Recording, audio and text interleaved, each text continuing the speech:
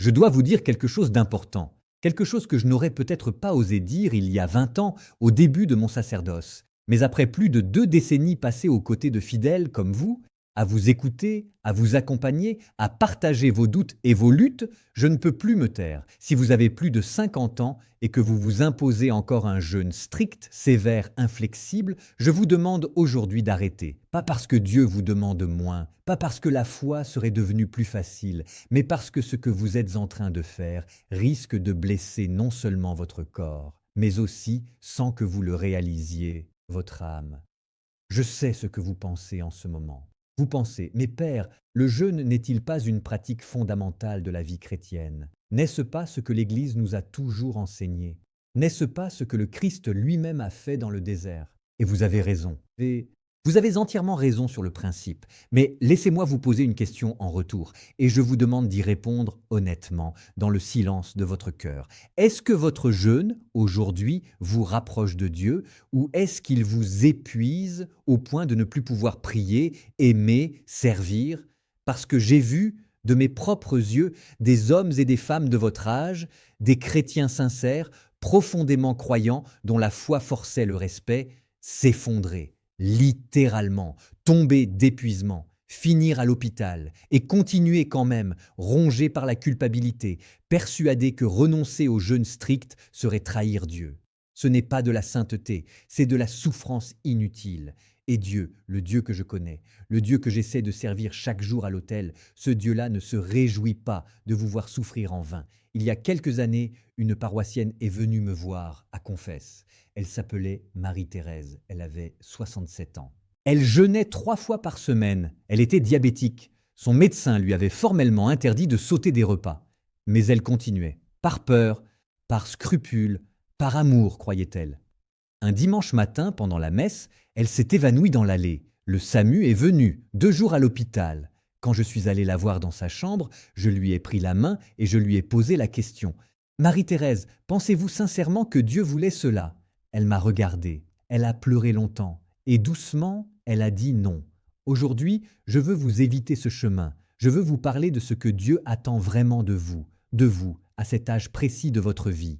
Et surtout, je veux vous révéler la seule condition qui compte véritablement pour votre salut. Une condition que beaucoup de chrétiens ont perdue de vue à force de se concentrer sur les pratiques extérieures. Une condition qui transforme tout. Restez avec moi jusqu'à la fin. Ce que j'ai à vous dire pourrait changer votre vie spirituelle pour toujours. Permettez-moi d'abord de remettre les choses à leur juste place, parce que je ne veux pas être mal compris. Je ne suis pas venu ici pour vous dire que le jeûne est mauvais. Je ne suis pas venu vous inviter à la tiédeur, au confort spirituel, à une foi sans exigence. Ce n'est pas mon message. Ce ne sera jamais mon message. Le jeûne est une pratique sainte. Elle est ancrée dans la Bible depuis les premières pages. Moïse a jeûné, Élie a jeûné, Daniel a jeûné, et Jésus lui-même, Jésus, le Fils de Dieu fait homme, a jeûné 40 jours dans le désert avant de commencer sa vie publique. Alors oui, le jeûne est noble, le jeûne est nécessaire. Mais, et ce « mais » est capital, l'Église catholique, dans sa sagesse bimillénaire, a toujours reconnu que le jeûne doit être adapté à la condition de chaque personne. Et c'est là que beaucoup d'entre vous, sans le savoir, commettent une erreur sincère mais réelle. Saviez-vous que l'obligation du jeûne strict, dans le droit canonique catholique actuel, ne s'applique qu'aux fidèles âgés de 18 à 59 ans? Au-delà de 59 ans, l'Église vous dispense explicitement de cette obligation. Ce n'est pas une concession à la faiblesse humaine. C'est une reconnaissance profonde, inscrite dans la loi de l'Église, que le corps change avec l'âge et que Dieu le sait. Quand je dis cela en paroisse, j'entends parfois des protestations. Des gens qui me disent « Père, mais si je ne jeûne plus, que vais-je offrir à Dieu ?» Et je réponds toujours la même chose. Vous lui offrirez quelque chose de bien plus précieux, quelque chose que vous seul pouvez lui donner à ce stade de votre vie. Saint Thomas d'Aquin, que je lis et relis depuis mes années de séminaire, distinguait très clairement 2 types de mortification. La mortification utile, celle qui libère l'âme des attachements désordonnés, qui aide à prier, qui fortifie la volonté. Et la mortification excessive, celle qui détruit la santé, brise la capacité d'aimer et de servir, et qui, loin de plaire à Dieu, l'attriste. Il n'y a aucune gloire spirituelle à s'épuiser au point de ne plus pouvoir se lever pour aller à la messe. Il n'y a aucun mérite à souffrir de la faim au point de ne plus pouvoir penser clairement pendant la prière. Le corps que vous habitez n'est pas votre ennemi, c'est le temple de l'Esprit Saint. Et un temple mérite d'être entretenu. Je le dis avec toute la tendresse sacerdotale dont je suis capable. Si vous avez plus de 50 ans, si vous avez des problèmes de santé, si votre médecin vous a dit de faire attention, écoutez-le.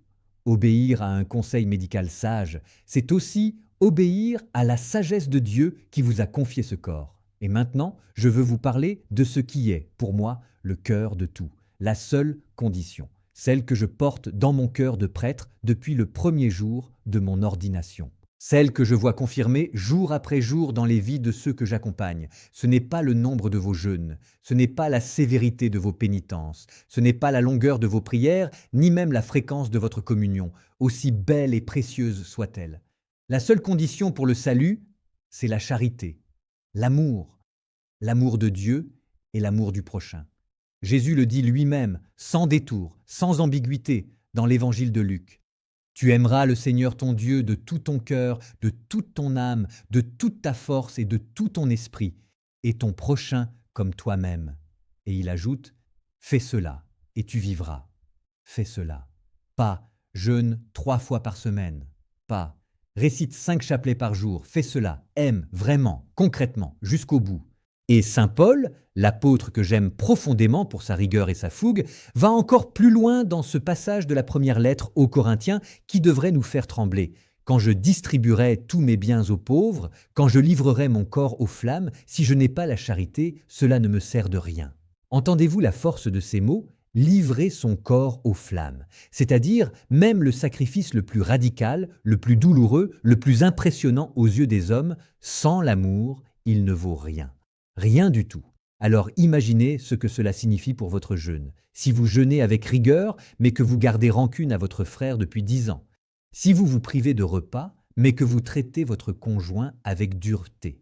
Si vous multipliez les mortifications, mais que vous fermez les yeux sur la misère de votre voisin, alors, je vous le dis avec amour, mais avec franchise, ce jeûne ne vous sauve pas. Vous, en revanche, et c'est là la bonne nouvelle que je veux vous annoncer aujourd'hui, si vous ne pouvez plus jeûner, si votre corps ne le permet plus, si votre médecin vous l'interdit, mais que vous aimez, que vous pardonnez, que vous servez, que vous priez avec humilité, que vous accueillez la grâce avec reconnaissance, alors vous êtes déjà dans la voie du salut, pleinement, entièrement. Il existe un autre jeûne dont parlent les prophètes et les pères de l'Église, et dont on ne parle pas assez dans nos paroisses. Le prophète Isaïe, au chapitre 58, met ces mots dans la bouche de Dieu lui-même. Le jeûne que je veux, c'est que tu partages ton pain avec l'affamé, que tu héberges les sans-abri, que tu libères les opprimés. Voilà le jeûne qui me plaît, voilà le jeûne qui monte jusqu'à moi comme une prière. Ce jeûne-là, vous pouvez le pratiquer à 50 ans, à 70 ans, à 90 ans.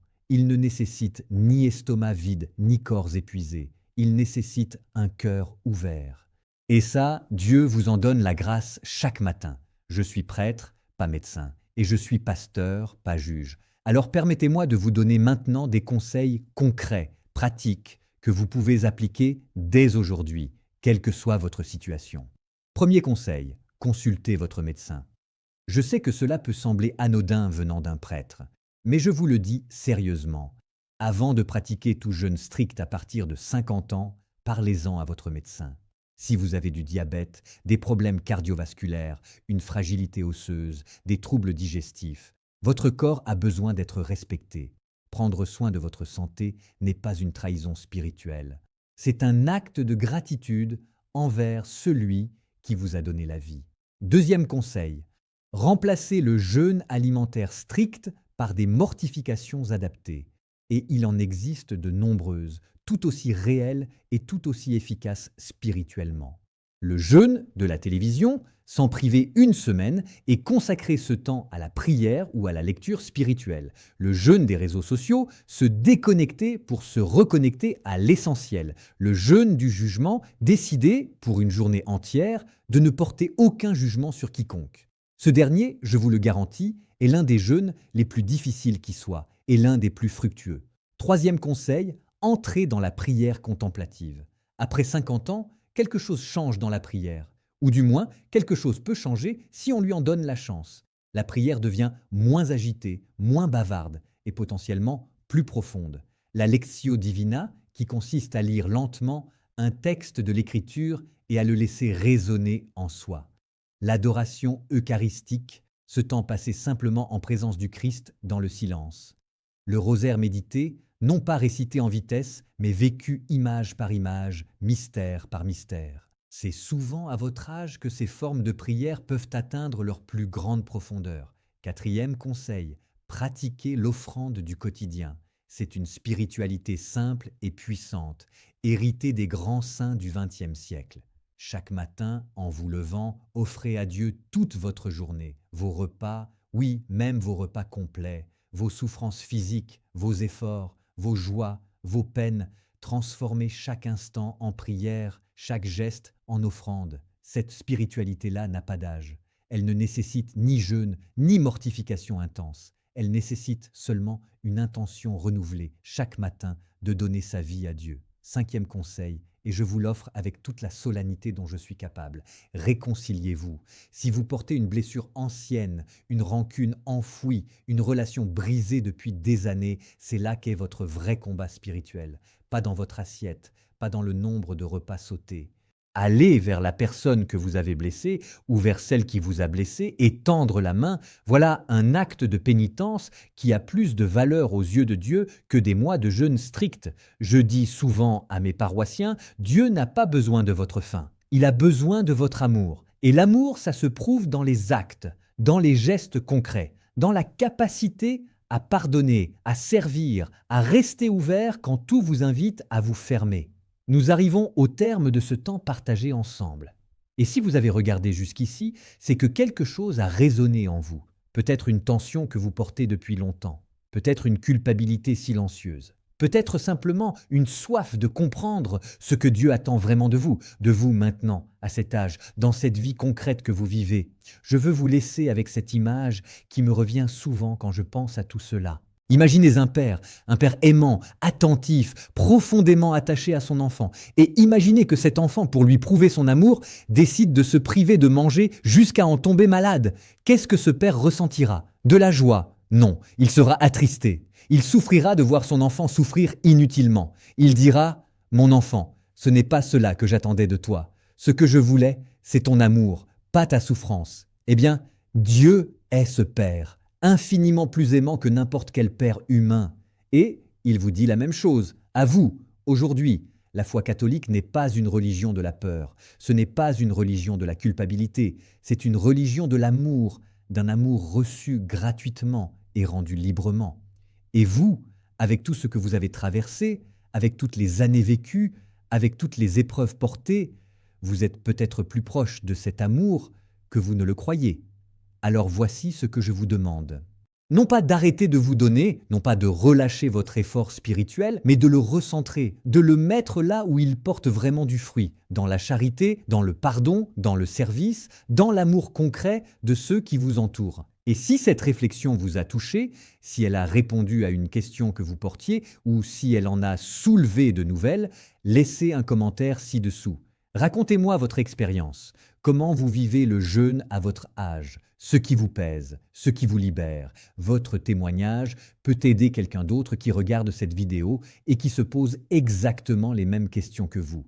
Et si vous connaissez quelqu'un qui a besoin d'entendre ce message, un ami, un membre de votre famille, quelqu'un qui lutte en silence avec ces questions, partagez cette vidéo avec lui.